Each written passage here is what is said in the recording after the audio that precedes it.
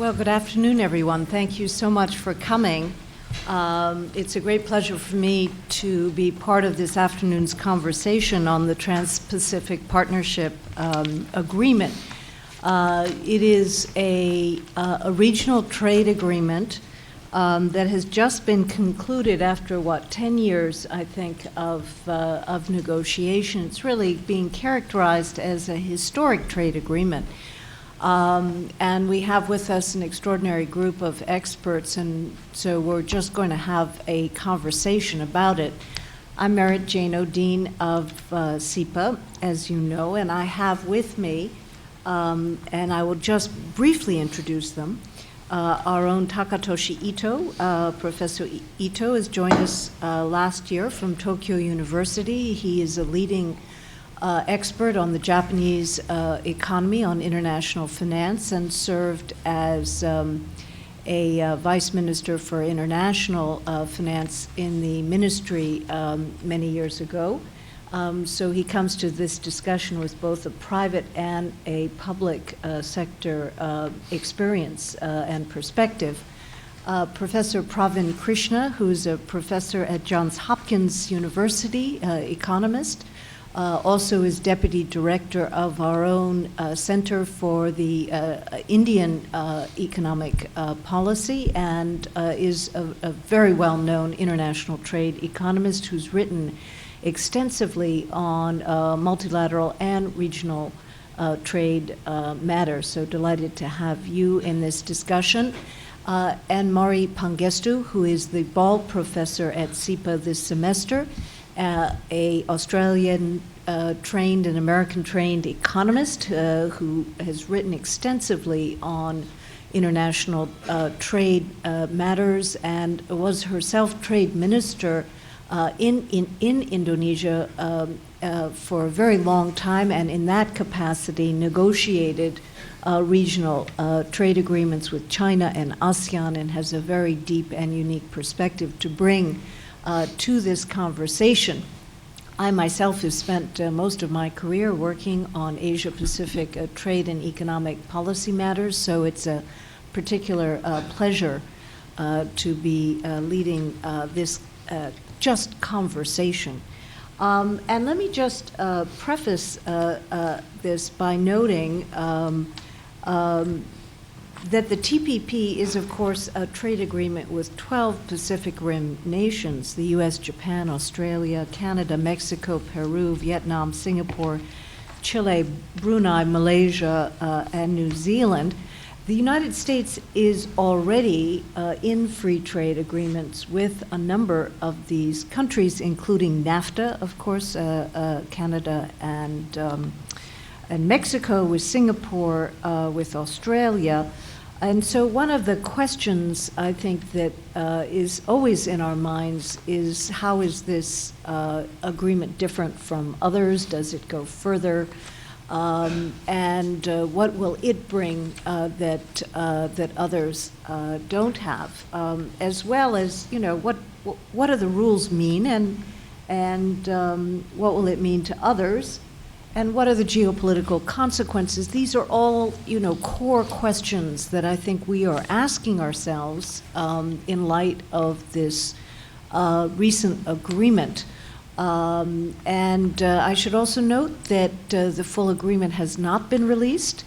So I think we're each working with different bits of information released by different governments on different websites, because none of us have been authorized to see, the full text. So just let me open this up with a couple of questions to my colleagues, and we'll have a couple of different engagements and then open it up to you. So I guess, first of all, I would say, invite my colleagues here to consider, is this a good agreement? And how would we answer that question? What would we look to inform our assessment of whether this is a valuable agreement and what it offers its members And let me invite Professor Ito to start us off. Thank you very much, Merit, and ladies and gentlemen. To answer the question whether this is a good deal, probably the answer differs across different countries, of course, and different stakeholders in the country. In general, US, Japan, and other members of this 12 country groups, overall, it's a good deal.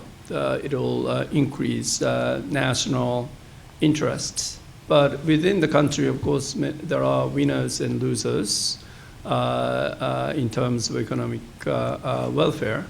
But both US, Japan, and presumably other members are working on those losers by income support or some sort of compensation, but also try to make them stronger by structural reform and so on. So overall, I think the benefits outweighs costs within each country.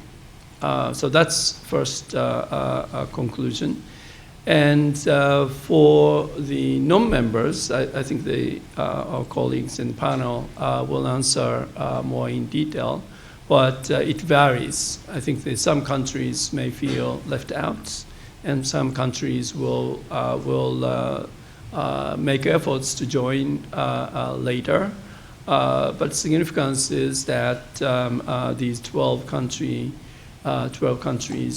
have agreed on some sort of the rules of the trade, investment, and other measures. And this is sort of the equivalent to the EU, and they are writing their own rules. So this is sort of the state of nature that could become the building blocks for the global rules. And we will see how it will develop into global rules from these regional rules. I'll stop here. Well, let me just ask you a couple more questions before we go on, because, when Japan raised its hand and said that it would join the TPP, it really was a game changer. It suddenly changed the dynamic very substantially. And others became interested in it, and it really moved forward in a serious way. And that's obviously because of the importance of the Japanese economy, globally and regionally. So from what you know, what are the important additional liberalizations for Japan that comes out of this framework? And what are the hard ones? Okay. So going into a bit of details, for Japan, always the difficult part for the FTA and regional agreements was the protection of the agriculture. So whether Japan can liberalize agricultural product imports is the difficult question politically.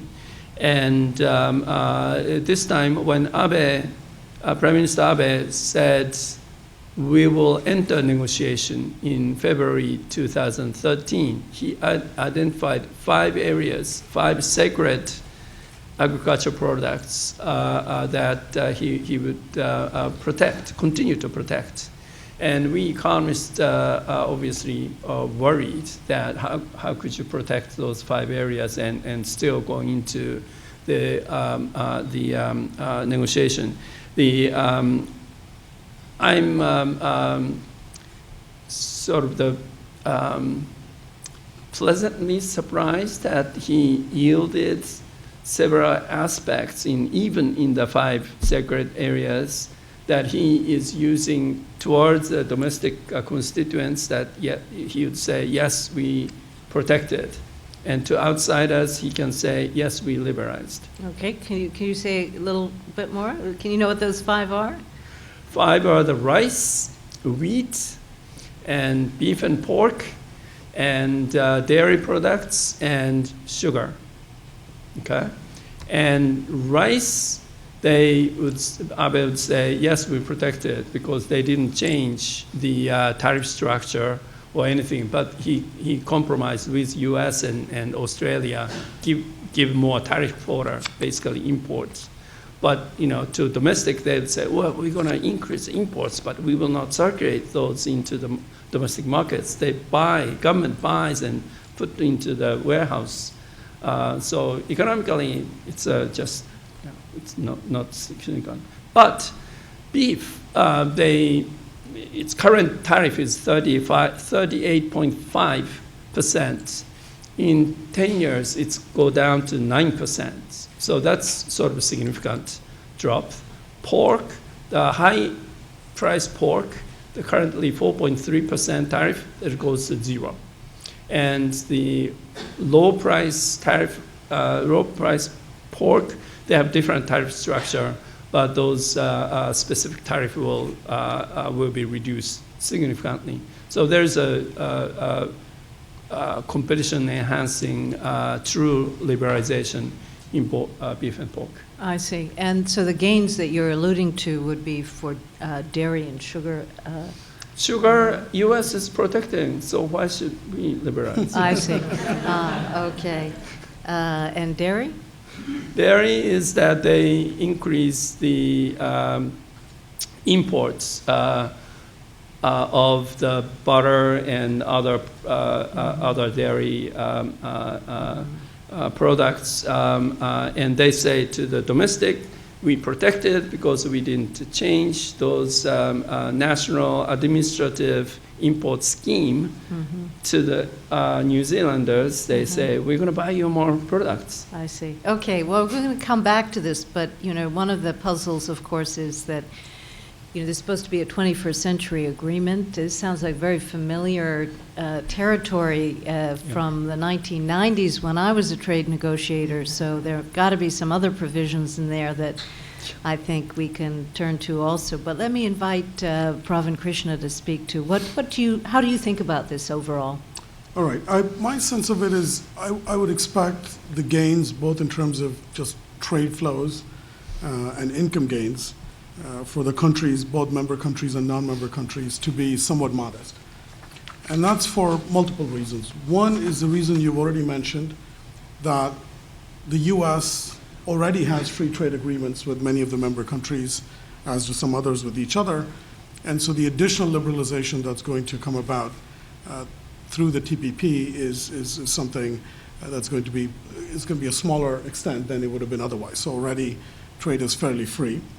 Second is that there are a number of goods that are being traded between these countries that do have high tariffs.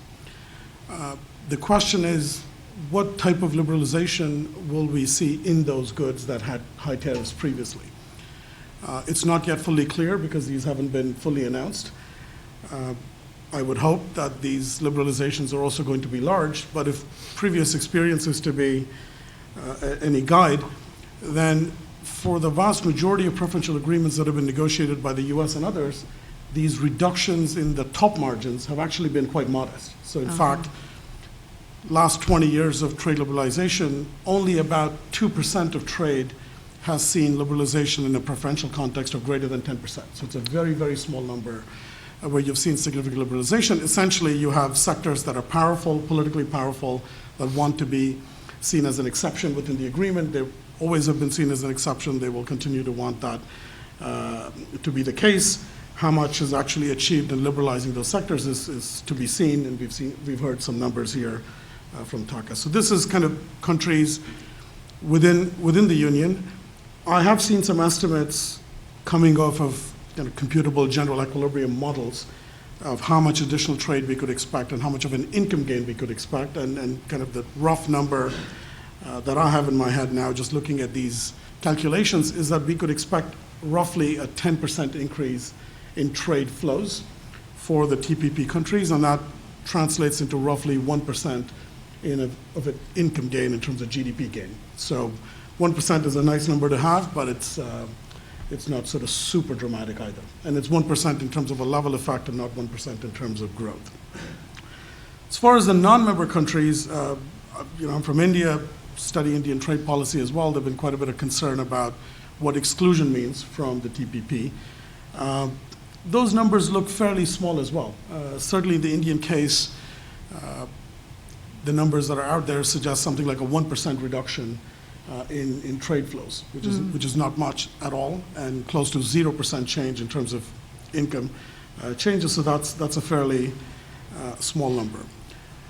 I think the broader question and the greater impact of the TPP will be in sort of maybe other dimensions, not quite about just these tariffs and tariff reductions, is going to be in all of the new elements that are introduced in the form of what we're going to be discussing about electronic commerce, intellectual property protection, environmental regulations, labor regulations, relations between the country and sort of government and state-owned enterprises, and so on and so forth, and how the rules that are sort of agreed on within the TPP, how they're going to relate to what the rest of the world looks like.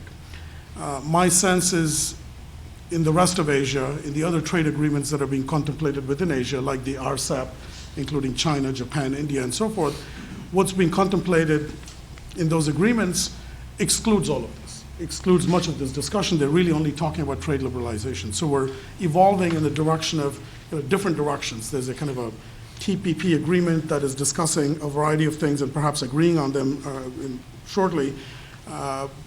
That will just not be part of the other agreements that are being discussed, and then what this means for the world trade system and how these can come together or not in the future is kind of a difficult and interesting question.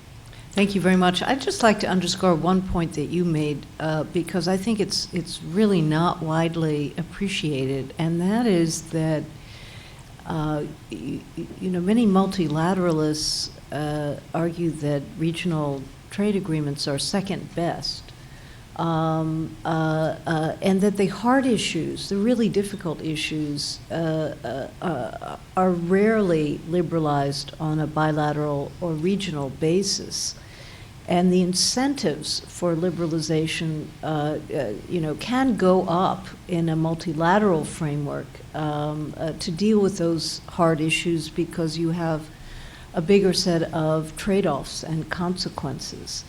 And I think what Professor Krishna's research has shown is really evidence of that. That is to say that while there has been further liberalization through regional trade agreements than in the multilateral framework, that the issues that are very difficult have not seen the kind of liberalization in the regional frameworks that one might argue are present. And you made that in a rather fast way, but I think it's really quite an important point because it's a real sticking block.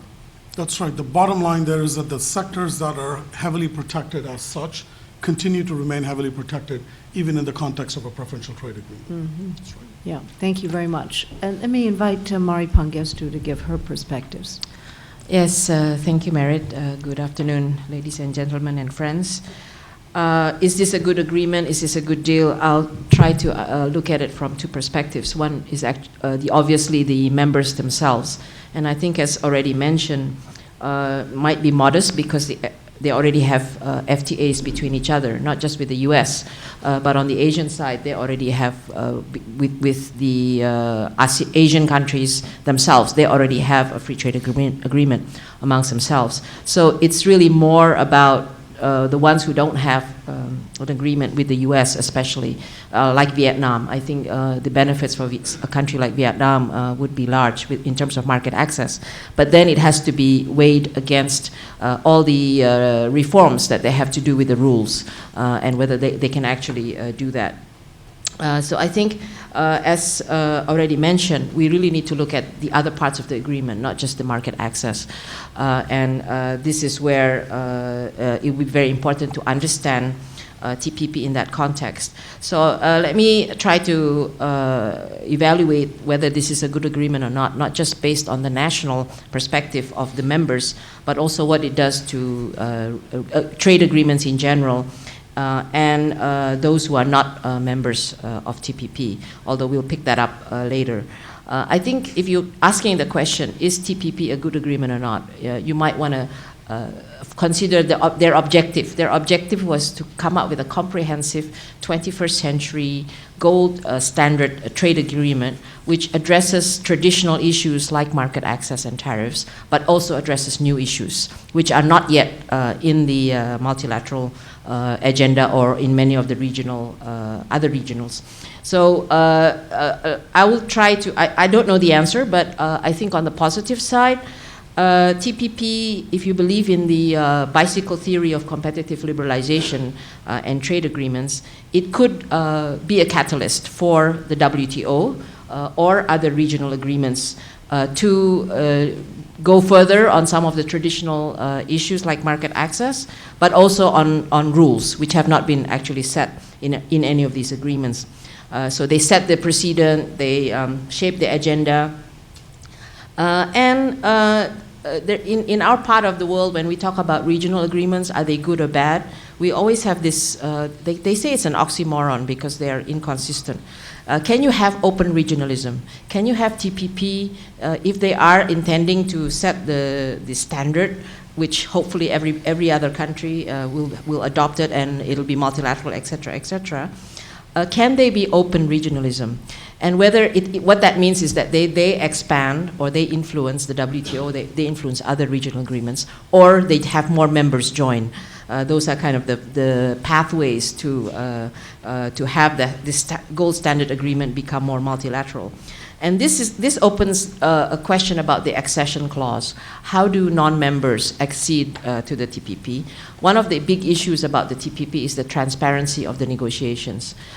While we know the general parts of the agreement, right now, if we are not part of the negotiations, we don't know a lot about what's in the details of the negotiations. The other positive aspect, which I believe is being used by Vietnam and Japan, is obviously it helps to push domestic reforms. It shapes the domestic reform agenda. So these are some of the kind of the positives of the TPP. How about the not so positive? I'm avoiding using the word negative. Not so positive is that it sets the standards and a template based on standards which are perhaps some would say are US template. After all, I think Obama was quoted, TPP is intended so that China, did he mention India or just China? China, I think China. Just so that China would not write the rules.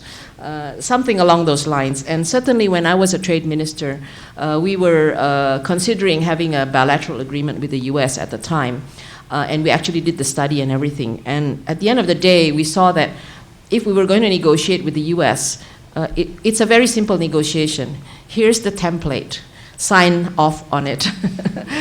Not much room for negotiation. You know, we were, at that time, a lot of pressure to sign up on the US-Indonesia bilateral investment treaty, which I believe is also one they're doing with China. And we saw that it was very, very hard for us to meet the standard because it requires us to change our laws and regulations on many things. So it encroaches into the country's policy space or sovereignty. Investment is just an example, but there are a lot of rules in there. I think Pravin mentioned a few. If you read the chapters that are in the TPP agreement, it's a very long list, which the new issues, I mean the old issues like agriculture, the old traditional trade issues like agriculture, market access of goods, rules of origin, SPS services, these are the traditional issues like trade facilitation, trade remedies. But even something like agriculture, just hearing Ito talk about it, and I think Merit also emphasized it, we have to wait for the details to come out.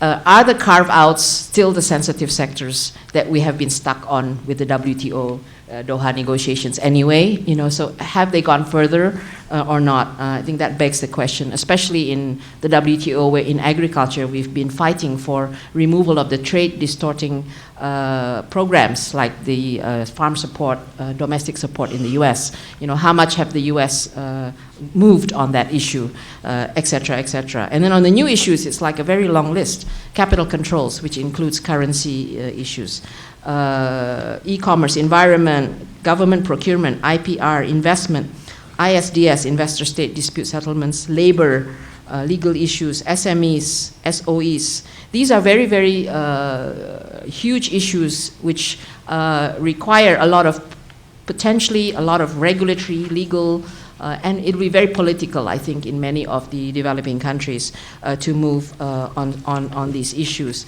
So those are kind of very big issues that we have to talk about.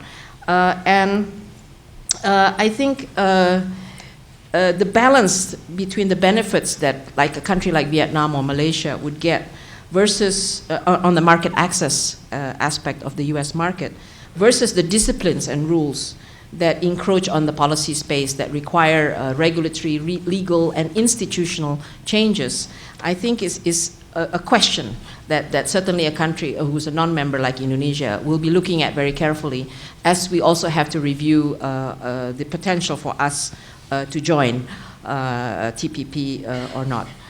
Maybe I'll stop there. Okay. Well, thank you very much. I think, let me ask a couple more questions and offer. I mean, clearly the United States, as the largest economy, is advancing its vision, and as USTR Michael Froman has said, it embodies U.S. values. So the U.S. is an advocate for the kind of coverage that it believes is important in the rule framework. And I think there's been a lot of emphasis on the fact that these are new rules, and it's aimed at setting new rules that will go beyond existing frameworks and cover subjects not currently covered. And and every country will have to decide for themselves, as the TPP parties, whether they feel the balance of benefits is sufficient. At this point, they have signed it, but now there'll be different implementation requirements in each jurisdiction. Maybe each of you can comment on that. A trade agreement is not self-executing, so it will have to be passed under U.S. law. It's not self-executing, so it will have to be passed by our Congress before it becomes law. And those provisions that affect U.S. law will require implementing measures that adjust U.S. law. So there's a lot to learn about what features will be introduced and what the domestic consequences are. But I just want to mention a few features because they haven't been mentioned. NAFTA contains a side agreement on labor and the environment. This contains provisions in the agreement itself on labor and the environment.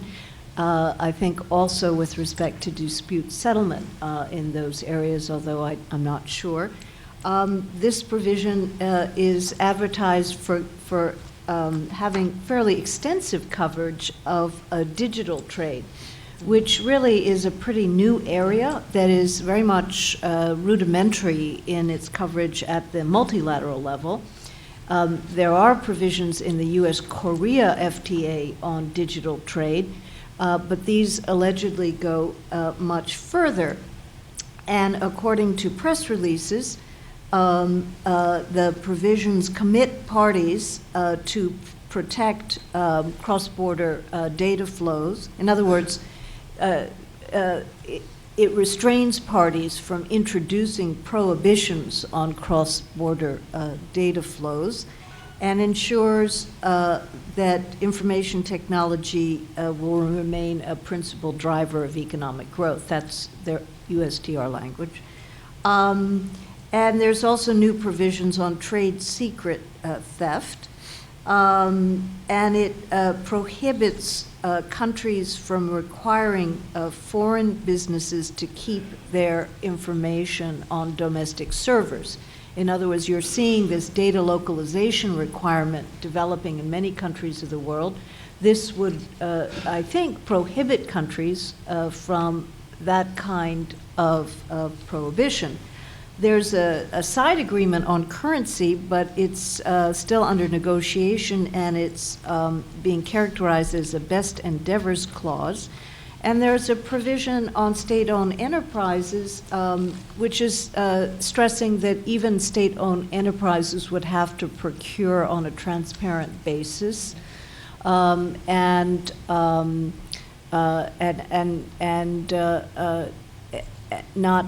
biased to domestic parties. So how do we feel about these kinds of rules? I mean, these are what I think are being characterized as some of the major upside new rules, and they may be hard for individual countries for different reasons, but I just wonder if we might get some feedback on the new rules and how we feel about them.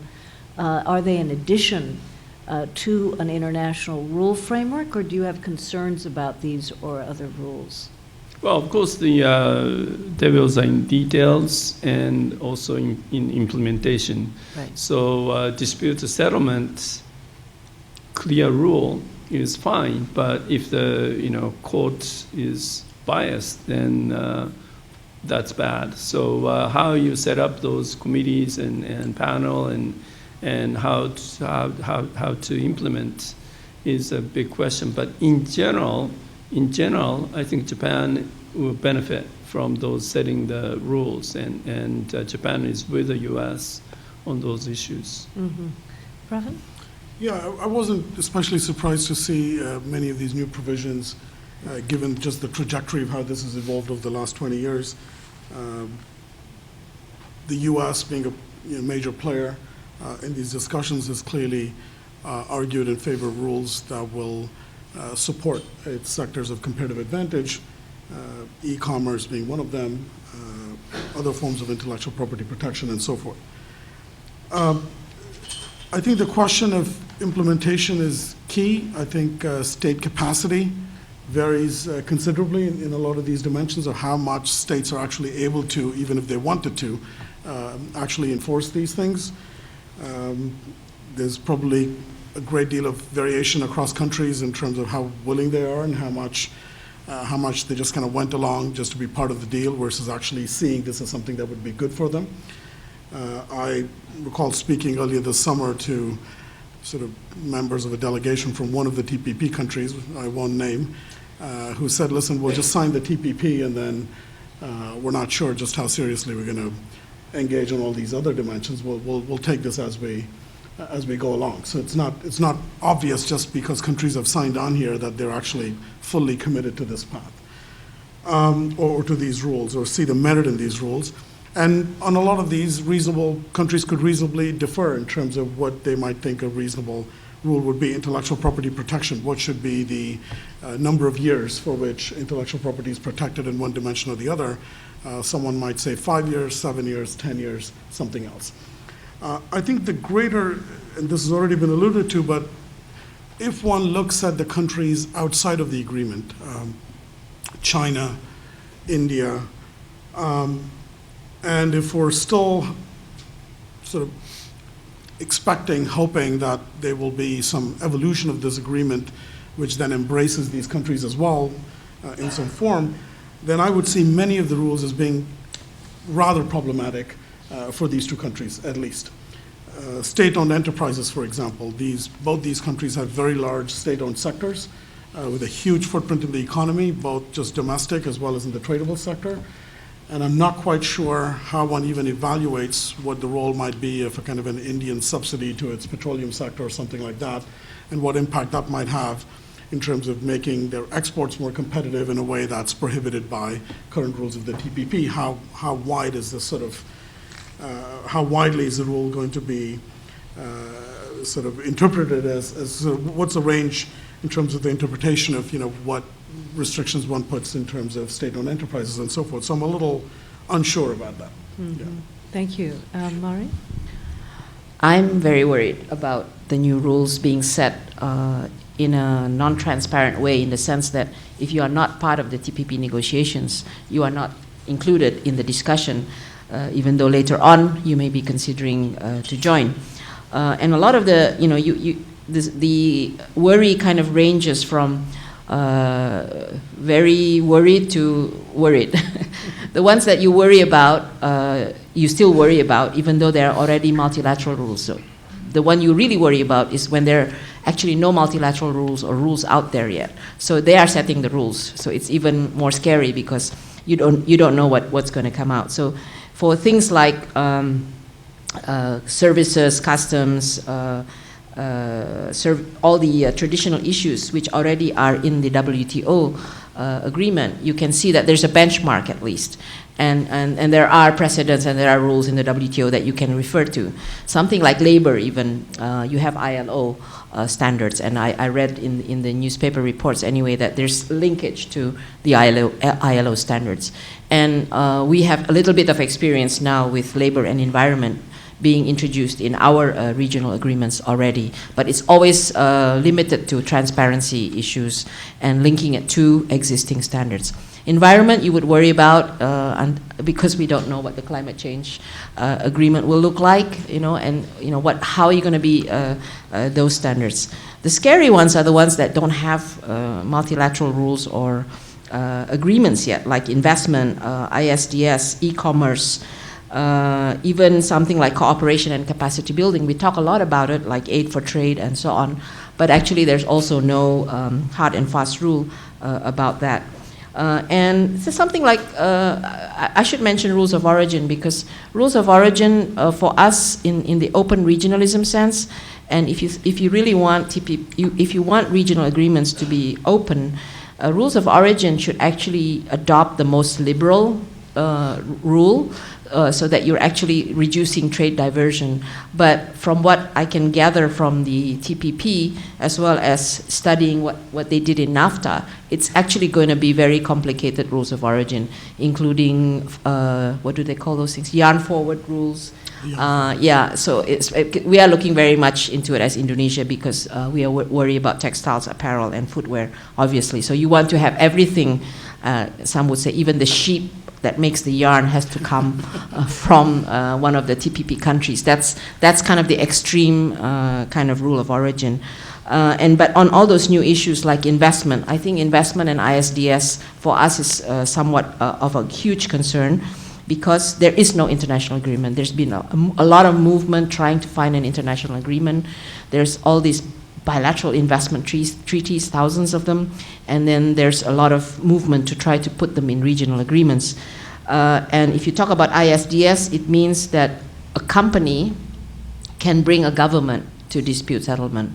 And this is, for developing countries, this is somewhat uncharted territory, and we really need to look at the detail very carefully to see how much is the scope or the subject matter of the claim for a company to be able to bring us as a country to court. How much policy space are they going to encroach?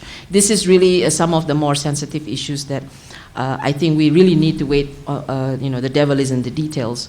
And also, how much time and what's the staging they're going to give to developing countries to be able to meet a lot of these very, very difficult issues on rules.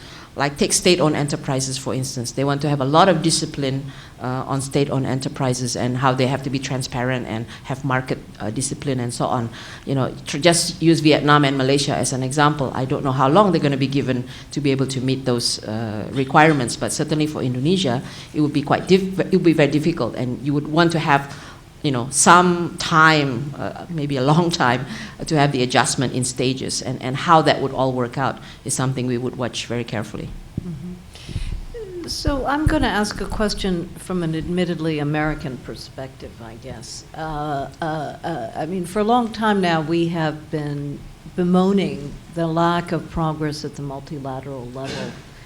And I think recognizing that there has been a certain absence of leadership by a number of countries, including, I would say, the United States at the multilateral level. Here, the U.S. is exercising leadership by driving forward an agreement that it considers to be incorporating U.S. values and benefiting the United States. Now, I may or may not like this provision or that, or this or that feature, but on balance, is it helpful to the system to have the United States advancing, trade liberalization in this form?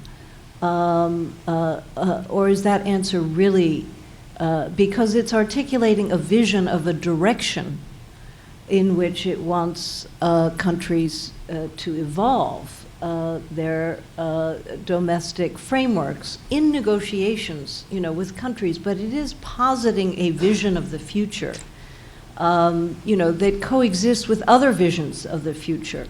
A Chinese vision of the future where China is taking the lead in other regional agreements that is, I think, far less intrusive, you could say, in terms of what the kinds of commitments that China is expecting of countries to join free trade agreements. That would be a positive way to characterize, but also far less liberalizing as a result, arguably, as a result of being less intrusive.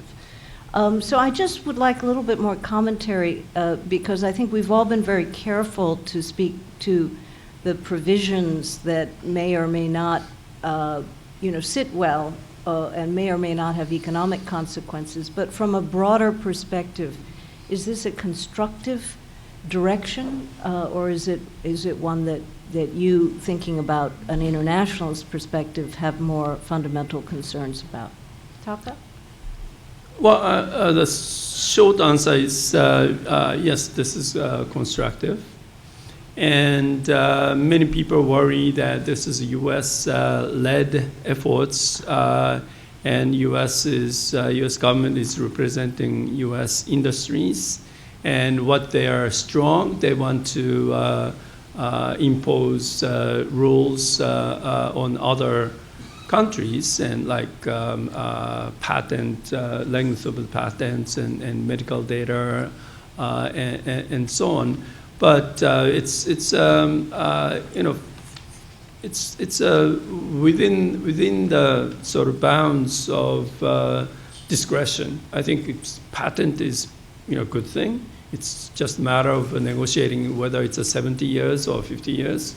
Medical data, pharmaceutical data, whether it's a 12 years or 6 years, they probably compromise at 8, something like that. And I think that's not a bad thing. I think U.S. is interested. Well, U.S. may lose those strength in 30 years, and other countries they may trade places, and the U.S. may be pleading to shorten the years. So you never know, and I think that getting into the framework is more important than those details. Just remember the WTO dispute settlement mechanism. U.S. was for those settlement mechanisms. Once U.S. lost twice, they became against, but it was too late. They was already signed. So I think that those mechanisms, you agree in the beginning, is very important. Yeah, I don't think, as a former appellate body member, I would say I don't think the U.S. has come out against the appellate body mechanism, just about particular some cases. Particular countries don't like losing cases, and congressmen can be relied on to express their concerns. Pravin? Yeah, I mean, I'm a little, if you started by asking, is it the failure of the multilateral progress on the multilateral front? Is this why we're proceeding full speed ahead in this direction? It could at least be argued, I think, that not as much political capital has been invested in getting successful closure in sort of Doha as one might have hoped for. So whether, more political capital would have kind of resulted in a speedy agreement, I'm not sure, but it seems clear that there hasn't been as much energy put into kind of this multilateral direction. So I wouldn't sort of necessarily say multilateral has failed, therefore we had no options but to go in this bilateral direction. Maybe if the vision had been different, the energies had been different, the willingness to expand global political capital in a different direction, maybe we might have seen more on the multilateral front. As far as just sort of U.S. national interests, geopolitical interests, and so forth, there's some tensions there as well. So, for a while now, there's been discussion in Asia and India, here as well in Washington, that, for instance, that the U.S. would like to prop up India and its relationship with India as a sort of a counterweight against China and an emerging China and so forth. But in a certain sense, what has the TPP done? It's by excluding both of these countries, and in fact by constructing an agreement that makes it quite difficult for both of these to join in the future. It has pushed them closer in a tighter embrace with each other. And so it looks as if the TPP will now spur the RCP to move ahead with greater momentum. And I'm not quite sure this is from a kind of a geopolitical standpoint that this is what has been the intention in other discussions, or what the U.S. has wanted otherwise. So it's not completely without its own internal tensions or contradictions is the way I would see that as well. Mm-hmm. Thank you. Yeah, I think I would agree with Pravin that you can't really say because multilateral failed, then the only choice is regional. And here again, if you're asking the question, is the U.S. helpful in advancing trade liberalization by going TPP? I think the answer would be we would have preferred a stronger U.S. leadership in the multilateral negotiations, because we still feel, I think, that that's really more beneficial. And you can look at it from the CG modeling aspect, how much of the benefits of trade would be greater, and how much it would be more transparent and would have provide room for more members, et cetera. But I guess given the current situation, then usually people ask the question, okay, if you're now having to go regional while multilateral is not making progress, should we forget about multilateral? I guess the answer is still no. I mean, I still believe that there has to be still a role for the multilateral trading system with the WTO and its dispute settlement mechanism, as well as, we always ask this question when we talk about the proliferation of regional agreements. Can the WTO play a role still as the benchmark, providing perhaps principles or guidance or even rule on whether a particular regional agreement is bad or good in whatever that means, whether it's, the WTO has clauses in there about comprehensive coverage and so on, and not reducing the trade, not leading to trade diversion or increasing barriers to non-members. They have all these kind of principles, but certainly there could be a role for the WTO in this. And whether or not the U.S. would support something like that, again, I guess would be a question for the U.S. leadership. And finally, if you, I still would subscribe to the view that regionals can lead to a catalyst for better multilateral agreement in the future, or lead to other countries or other regional agreements also moving forward. But it requires that particular regional agreement, which now we say TPP is one where U.S. is trying to advance liberalization and new rules. They have to have some form of transparency, because otherwise it's being just set by the members, and there is no room for non-members to be part of the setting of the rules or agreement. And to the extreme definition of open regionalism, which I'm sure a lot of people will not, a lot of countries may or may not agree to, is that first it has to be transparent. If you want to do these plurilateral or regionals, they have to have really open accession, ability for non-members to join with some flexibility and not very hard rules. And eventually, they should be MFN. That's kind of the extreme definition of open regionalism. If you are really truthful to this, I'm the one advancing the opening up of the world trade, But again, that would be a strong call for any regional agreement. But if TPP had any of those elements, then I would be very happy to support your viewpoint that the U.S. is helpful in advancing trade liberalization. If I could just add one other thing, on top of the fact that we might worry that there hasn't been enough leadership shown in kind of the multilateral forums, and their attention is shifted in a bilateral direction.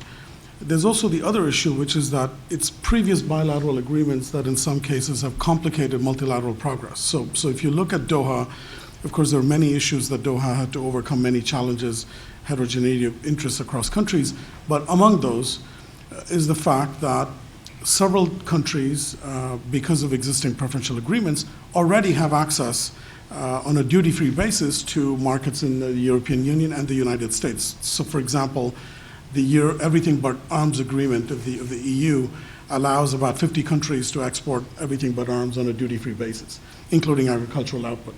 So these countries have naturally worried that if Doha actually succeeds, that they will see an erosion of their preferences, because then everybody gets access. And so their desire to see a successful Doha round is considerably weak, and weaker than it would have been if there hadn't been these preferential agreements in the first place. Mm-hmm. And so the complexities kind of go both directions, and it's a little hard to see this in any kind of clean manner. Mm-hmm. So let me ask this panel one more and offer my own views as well on China. China is a really important consideration, hasn't been part of these negotiations as we've observed, but is undergoing really significant domestic reforms in the direction of trying to drive a more service sector, consumption-led growth model. And is taking steps to liberalize its investment regime, in some respects committed to a negative list. I think, as was noted, some officials have said if we don't set the rules, others will, China will, and so this is being put forth as a kind of counterpoint. But is there a way to envision, I think it's very important to envision an Asia-Pacific free trade agreement that includes China. Is this a way to get towards that in our view, or do you believe that to be important, and is this, how could we achieve some progress in that through this kind of mechanism, or is that not, or is it only counterproductive? I wonder if this panel could offer some views on where China fits in this, how it might react to it, whether it can be a constructive force, and if so, how? Well, TPP membership accession has not been decided, I don't think, but it cannot be closed 12-member forever. So I'm sure that there will be opening up. There will be opening up for new members in the future, and I think China and India, Indonesia, they are the obvious candidates, and if that happens, that'd be great. And I don't see much of the geopolitical flavor of this TPP to be a anti-China alliance. I don't see that way. Mm-hmm. Thank you. Robin? Yeah, I'm unsure, I guess, of the TPP with its current template. How willing will China be to sign on to what we have currently? I'm not so sure. Just state-owned enterprises alone, how do you deal with that? One hears that the Chinese have been sort of knocking on the USTR's doors every month just to find out when they can join and so forth. And so, but I'm not sure I understand. What will they actually do with the existing provisions of the TPP, many of which, at least from where I sit, appear to be things that would be unpalatable to the Chinese. So I guess I'd be curious to see how exactly they view that. For India, it's been argued that the TPP could be, or joining the TPP could be some kind of vehicle through which you incentivize and induce domestic, badly needed domestic structural reforms, that the kind of this external force and external incentive might work. But I think that would be a gross misreading of the domestic political economy of India and possibly China as well, to see an external force as kind of sort of pushing us towards domestic structural reform. It might make it more difficult. I don't see that it would make it any easier. Mm-hmm. Thank you. Laurie? Well, of course, China has been has prioritized two regional agreements which they are members of and also taking leadership role on. One is, of course, RCEP, which is the 10 ASEAN countries plus the 6 East Asian countries, which includes India, and FTAAP, the Free Trade Agreement of the Asia Pacific, which is still not, of course, being negotiated, still being under study. But in the China year in 2000, when China was the chairman of APEC in 2013, there was a lot of tension there because actually, if you talk about maybe 5 years ago, the US was actually very pro FTAAP, and then they switched to being very pro TPP. and they basically were not supporting China on the FTAP. But now that, in a way, the dust has settled in the sense that TPP is now already completed in terms of the general negotiations, what will happen next? I think China will still prioritize FTAP and RCEP. And the question is whether you can foresee an FTAP that somehow consolidates RCEP and TPP. This is kind of the conversation that we have in many regional forum. How can they actually be merged or consolidated? But they're very different, obviously. The RCEP is kind of the Asia. This is the stereotype definition of the differences between TPP and Asian-based agreements. Consensus-based Asian agreements, which are step-by-step and phase-by-phase, and a comprehensive, legally binding agreement like the TPP. Can they actually meet, or can parts of it meet? I think that will also be a very interesting, issues to be discussed. Maybe you don't have everything merged, but you can have parts of it merged. And how would that work? Will there be a reciprocal agreement, or how would you actually get that to come about? And that would get you to the positive story about how what happens in TPP can be a catalyst for other agreements. And we would hope that RCEP maybe could be a catalyst for something like rules of origin on TPP, for instance, the other way around. Thank you. Okay, thank you very much. Well, why don't we open this up for questions, comments? Could you come up, identify yourself, please? Hi, this is Sriram. I'm an MIA student. So I just want to feed on to Professor Krishna's point on the entire trade pact. I'm wondering here, are we looking at a pact which is more politically driven with an economic layer, where the US wants to kind of impose its agenda before looking at China's rise? Is that probably the reason why we don't find economic benefits too much, at least prima facie from what you're mentioning? So would it be better if it's the other way around, where economics was a driving factor rather than the politics? Would you like me to comment on that? Please, no. And you can comment too. Look, I think trade agreements need to be viewed from both a political and an economic lens. They're not simply economic instruments. I believe that, but there are also economic instruments. So I think the energy that occurred as a result of Japan's willingness to join was important to drive it forward because of the size and importance of the Japanese economy. For Japan, I think it was an economic, obviously economic, but I think more deeply integrating with the United States might have a political dimension as well. And Professor Ito can speak to that. But I think we have been alluding to the fact that the United States could see this as a vehicle for advancing its vision of the form of economic integration that it would prioritize, and that would have both an economic and a political benefit to further anchor the U.S. in Asia, which the U.S. has articulated as an important priority.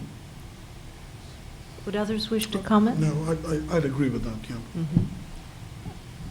Sir?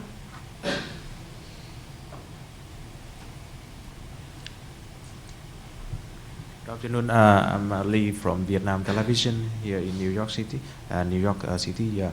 I have two questions for me. First, for Ms. Merritt. As we know that for the U.S. side, now the TPP have to wait for the Congress to approve. So I have a question. What do you think about the possibilities of approval? And we don't want it happen, but what if the Congress don't approve it? What happened for TPP without US, something like that? The second question for Ms. Mary, you talk about benefits, a lot of benefits that the less developed country like Vietnam or Malaysia can get from TPP. But for the other side, what do you think the I mean, the business community have to prepare for TPP, for competition from the other countries. And the second question for you is that what do you think the main reason for other countries in ASEAN not to participate in TPP, like Indonesia? Why Indonesia doesn't, join in TPP? That's all my question. Thank you. Thank you very much. Ultimately, these things become a vote by vote gathering effort, and I can't say how the U.S. Congress will react to it. We see USTR at this moment issuing documents that try to characterize the benefits of the TPP state by state, which is an effort to try and generate support across the country. And, that I've always felt is a difficult thing because these estimates, are really hard to establish with real certainty, but it's an effort to generate support. National surveys, and a Pew survey just came out, are saying that, there is quite a positive attitude in the United States towards trade, saying trade is good for the country.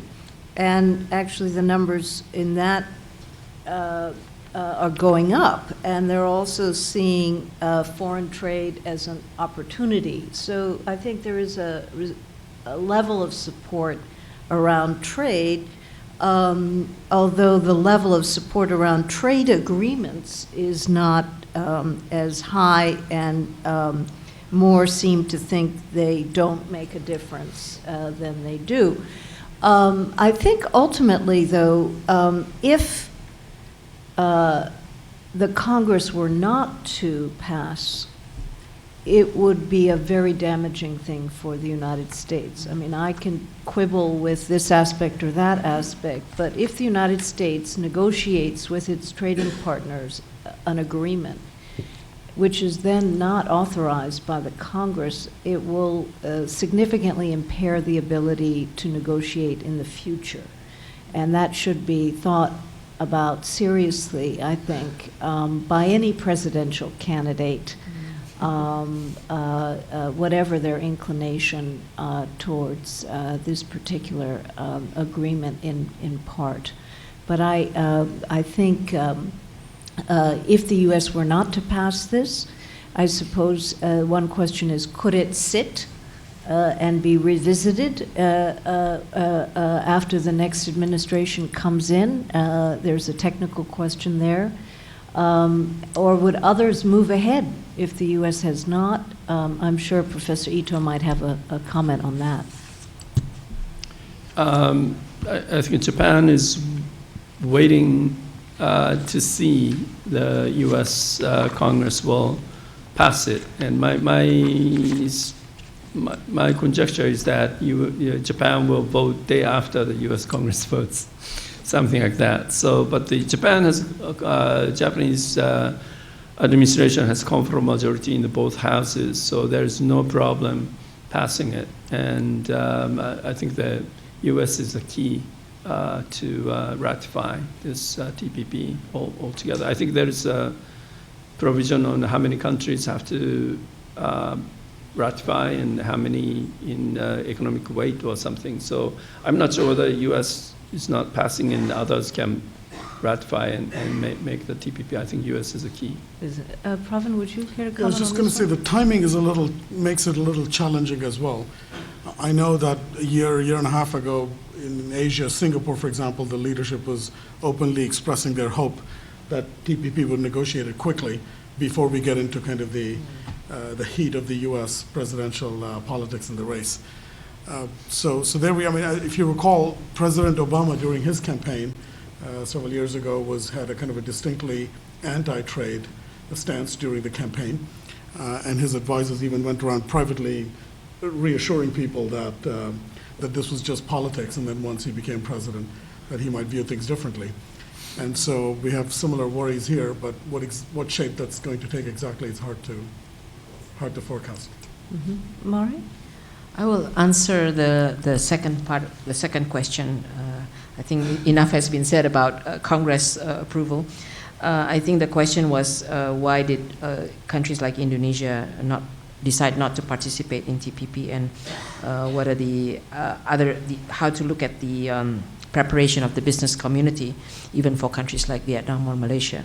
So I think to answer your question, why Indonesia did not really consider TPP is what I already mentioned earlier, that when we reviewed it, especially our experience in trying to negotiate something like the US-Indonesia Bilateral Investment Treaty, and then our studies on looking at US-Indonesia FTA, we found that the requirements are very, very high, and it is something that Indonesia at that point of time and even now would find very difficult to meet. Without there being, enough leeway, timeline and adjustment and so on. So our current position now would be to review what is it that Vietnam and Malaysia have to do on these very difficult issues like government procurement, state-owned enterprises, and a number of the labor environment. Those are the kind of the difficult issues for us. And we will see and review it. And in fact, the new trade minister has already made an announcement a few days ago that Indonesia is going to consider TPP perhaps in another 2 years. Right now, we are focusing on our negotiations with the EU. We have an Indonesian-EU FTA negotiations going on. So, I mean, the signaling is that, okay, we're ready to consider it. But again, I think it's going to be a strong, it would have to require a lot of preparation from our business side, from our government side, from our legal side, from our parliament. We'll also have to face parliament.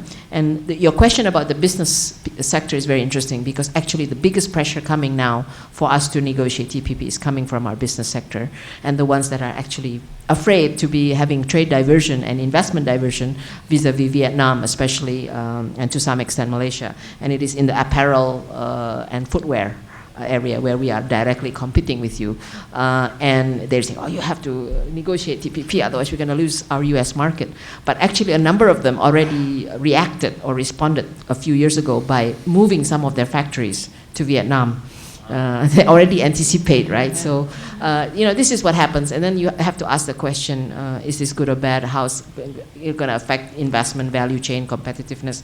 But in any case, Indonesian businesses have to also ask the question about how to increase their competitiveness. Sir. Yes, I'm a member of the general public and alumnus of this university. Yesterday, Hillary Clinton came out and said that she would oppose the TPP. Can someone explain what would be her objections and those of other presidential candidates? Well, it would be a brave person to speculate on the basis of objections that haven't been articulated. So she, I think, has indicated that she would need to see what's in it, but that she had concerns. And I don't know, and can't speak for what her concerns are. Other candidates, like Bernie Sanders, has been more specific about his concerns, and he's referenced things such as loss of U.S. sovereignty through the investor-state dispute settlement provisions, concerns about outsourcing, and concerns about impact on environmental provisions and so on. So those are not concerns that we haven't heard before, and I think the administration, as it engages TPP with Congress and with the public, will have to speak to those concerns pretty specifically.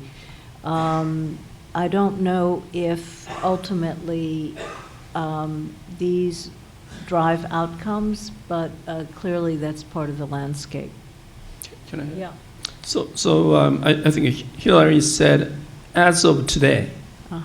So she can change her mind anytime with some reason. So I do not put too much weight at this moment, as of today.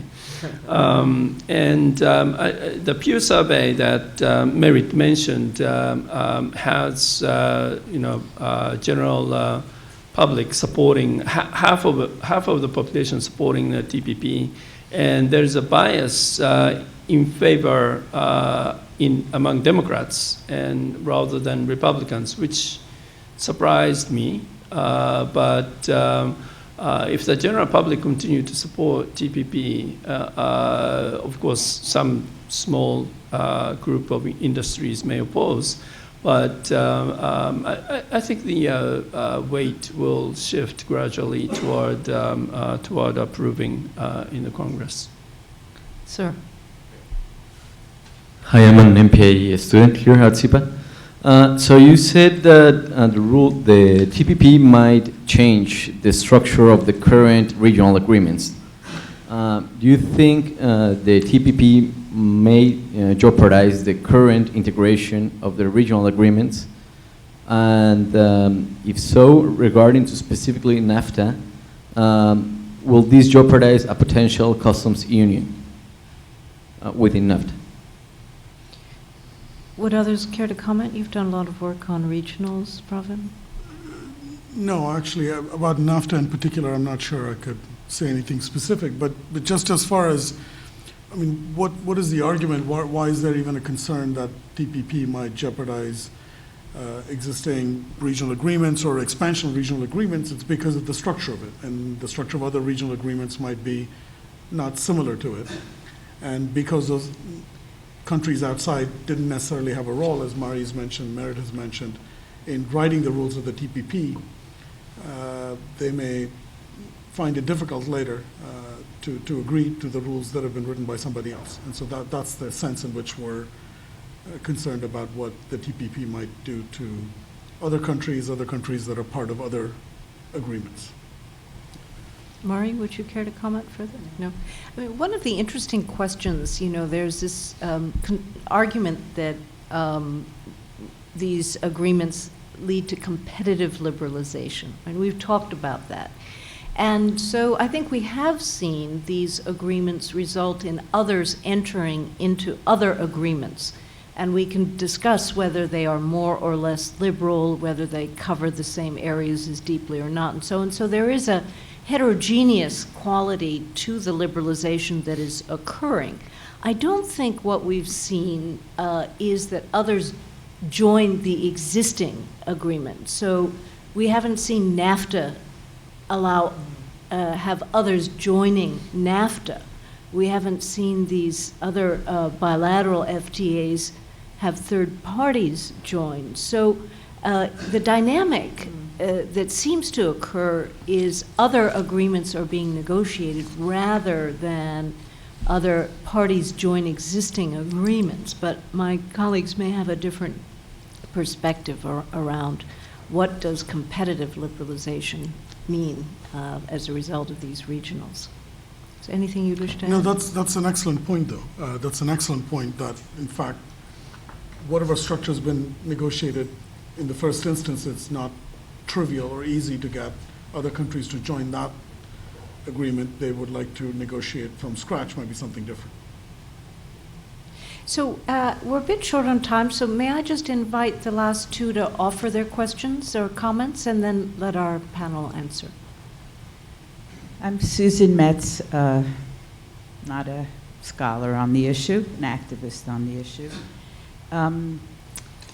Speaking with one analysis from the US perspective, in light of Stiglitz's work and the growing awareness that the great difference between rich and poor in the United States is increasing, and his particular pointing to free trade agreements as continuing this fragmentation of US economy into the 1% and the 99%. Can the TPP be viewed as in the interests of the US, or is it in the interest of one sector, which is particularly the multinational corporate sector, And therefore, is it necessary, is it not more honest to represent that interest rather than conflating the interests of the U.S.? Thank you. Good question. Last question. Hi. Yeah. Slightly related note. One of the most novel aspects of this treaty is the ISDS portion of the agreement, and you've seen basically Bernie Sanders mentioning concerns about erosion of U.S. sovereignty. Other countries you mentioned are concerned also about the introduction of this in a sort of regional agreement rather than multilateral. Basically, whose interests does this development in trade law serve, and can ISDS be accommodated in sort of multilateral agreements in a way that would be beneficial to all or be sort of sustainable in future agreements? Mm-hmm. Who would care to comment? My understanding of the Joe's opposition to TPP is basically that U.S. is trying to export its bad habits and its national interests to the other countries at the expense of other countries. So he's thinking more global goods than the U.S. good, and that's respectable position. But I'm not sure. I'm not sure that holds true. I think again it's in the details, and those pharmaceutical patents and data protection and ISDS. Those are the things that I think that Joe thinks that U.S. is imposing its advantages over others' interest. But once those mechanism is adopted, I think the implementations, we can. I'm sure that U.S. alone cannot brew the other 11 members, and we have to wait and see how those things will come out.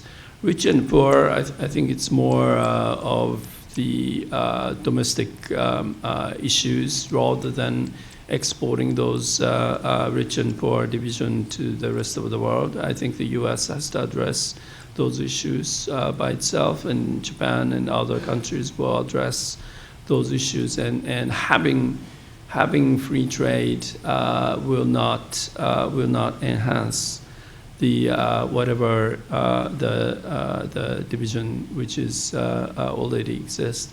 Multinational corporations do whatever they want in the multilateral context, and if they don't like U.S., they may leave the U.S. And to move the headquarters and so on. So I think I don't think if you think that multilateral corporations are villain, you don't have much instruments to restrain it. And likewise, TPP will not enhance those benefits. The multilateral corporations benefit. They get benefits anyway, even with or without TPP. Would others wish to comment? Yeah, I think the issue of free trade agreements and who does it benefit is not just a U.S. question. It's asked everywhere in all countries. And if I'm not mistaken, when they agreed on the fast track authority, it was bundled with other things in there, like the trade adjustment package and assistance, and I think as small businesses and things like that. So I think they have attempted to try to balance it, right? It's now a question of whether you evaluate the balance is there or not. And if not, then how that should be corrected. I mean, in developed countries like advanced countries, the adjustment and the compensation that needs to happen is actually much more transparent. In our part of the world, when we have to negotiate free trade agreements, we do have to explain also how is this going to benefit us, how many jobs is it going to create, and which sector, which part of the country, and if not, how are we going to address these issues. So it is an ongoing debate, and I think most definitely you have to package any free trade agreement that talks about liberalization and opening up with the right adjustment package. And I think on the question on the ISDS, does it really, whose interest is being served?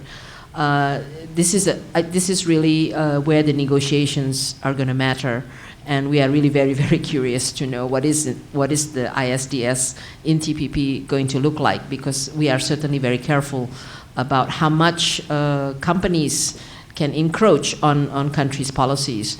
I mean, if you look at some of the extreme recommendations for ISDS, it even requires countries to not add any more requirements after they've come in, or even if you want to change a law or regulation that affects the particular company, you actually have to make it transparent to them that you're about to change the law, and so they get involved in your policy making as well. That's kind of one of the extreme requirements. So finding the balance between the requirements of some dispute settlement mechanism that gives investor protection and certainty, but vis-a-vis how much room do they have to encroach on your policies and your sovereignty, is really for us a very big question that really needs to be looked at very carefully to know, whose interest is it being served.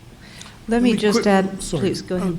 I was quickly going to add that on the question of income inequality, especially in the United States, and how much of what we're seeing in terms of the spread and the 1% phenomenon and so forth, how much of that can be explained by international trade, how much of that is being driven by international trade. There have been a number of excellent studies in the last several years that have argued that actually a relatively small fraction of what you're seeing in terms of this increased inequality can be explained by international trade. There are a number of things going on in society, technological change of a very dramatic scale that better explain what is happening in terms of inequality. And if there's a question there, I would just quickly suggest, let's even think about what's happening in the non-tradable sector, the services sector, to doctors and professors and so forth, and see income inequality within these professions, and you see it substantially rising there as well. So there's some broader phenomenon not necessarily having to do with trade, that play a significant role. I'm not saying trade does not at all, but to see that as the factor, personally, I think is also a bit of a mistake.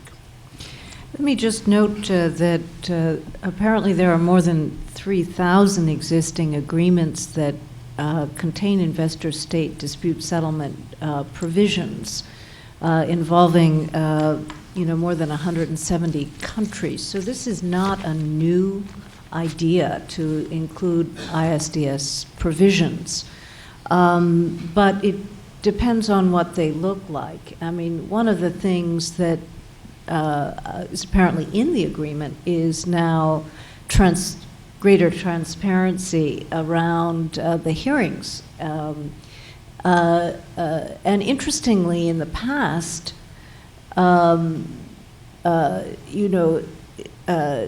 many countries have been uncomfortable with having open hearings, not the United States, because they were not accustomed to having, the arguments that they make, be known to the world. So I think you might end up with a framework here that is a bit more transparent. That's being argued.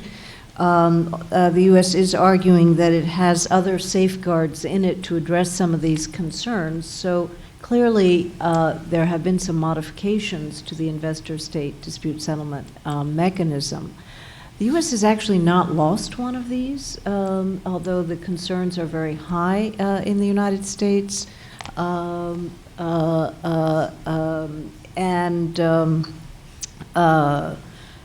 more than half of the companies that have initiated these are characterized as small or medium-sized businesses. So they're not all of one character either. Well, I think we've reached the end of our time. Thank you for your interest. I do want to thank this group. I feel we have an extraordinary group of individuals here, so familiar with the subject matter, spent their lives engaging these issues, so it's been wonderful to have a conversation with you. Please join me in thanking you.